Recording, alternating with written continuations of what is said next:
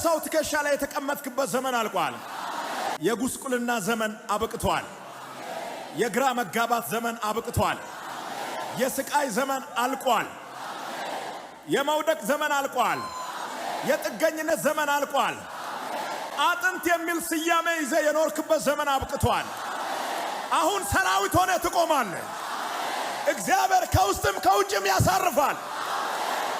ሳያቋርጥ ለብዙ ዓመት ለ20 ዓመት ለ15 ዓመት በታክሲ የሚሄድ ሰው አንድ ቀን የሚገርም መኪና እያሽከረከረ ሲገኝ ዳር ይዞ አሁን ሰው በቀን አንድ ጊዜ በሚበላበት ሀገር ይሄ መኪና ምን ያደርጋል ይላል።